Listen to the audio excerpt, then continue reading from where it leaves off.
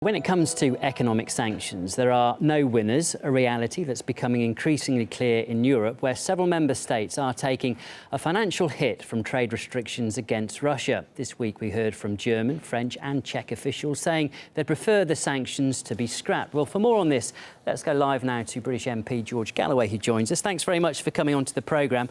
It has been a week now, hasn't it, since the US Vice President gave what was a pretty much surprising insight into how the EU reached its decision to sanction Russia. If we can just start by listening to what he said.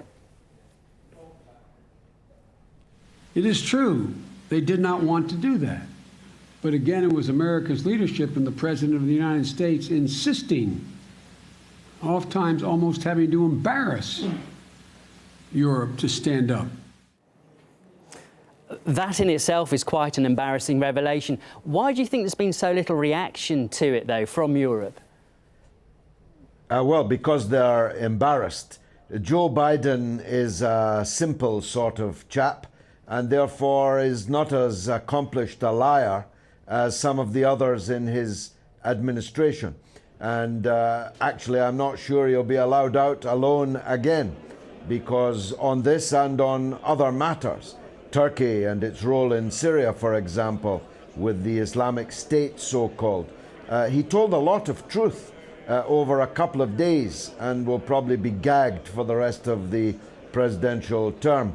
But in this case, I'm sure that he spoke the truth. Of course, some of the European leaders probably needed less pressure than others. Some of them are willing accomplices, willing poodles of the United States, and I'm sitting in the capital of one such state. David Cameron is never usually in second place to those in the queue to back United States policy, but François Hollande in France occupies now a similar role. Indeed, both of them vie with each other to be America's best friends.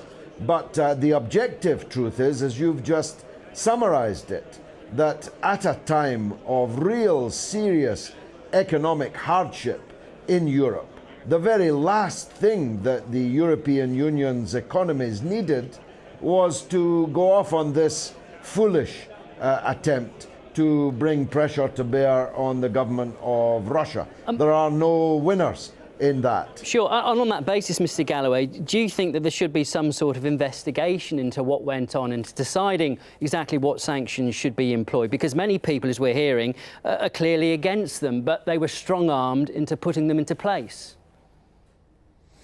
Indeed, insisted the American president, and oftentimes had to embarrass the governments.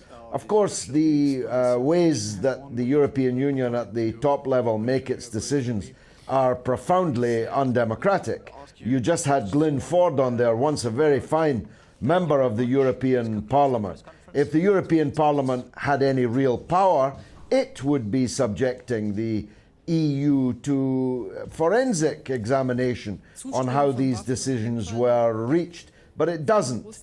The British Parliament has very limited scope to question the Prime Minister on actions taken by the Council of Ministers meeting in Brussels.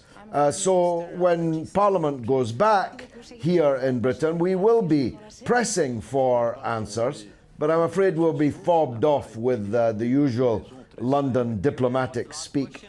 But the facts cannot be denied. We're all in economic trouble. Britain is still in the grip of austerity. Mass unemployment is still a reality across the EU. Huge cuts in public expenditure are being levied on the people of the European Union, and yet here we are self-harming. Here we are disfiguring the face of our own economic prospects to please Barack Obama. I mean, do you think that the pressure will grow to such an extent that Europe and Brussels will be forced to backtrack on sanctions then? Well, of course, if their people could be rallied to pressurize their independent states, then the Council of Ministers outcome would be different.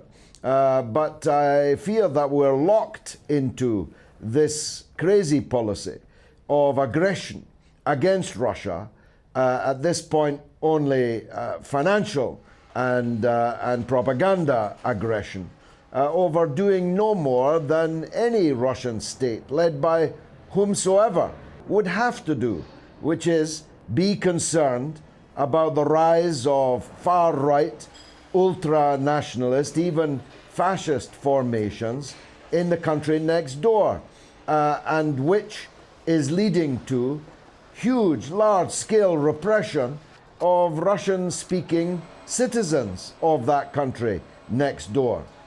President Putin is doing no more than any Russian leader would have to do if they were worthy of the name. OK, well, look, thank you very much for your thoughts on this subject. That was UK MP George Galloway. Thank you.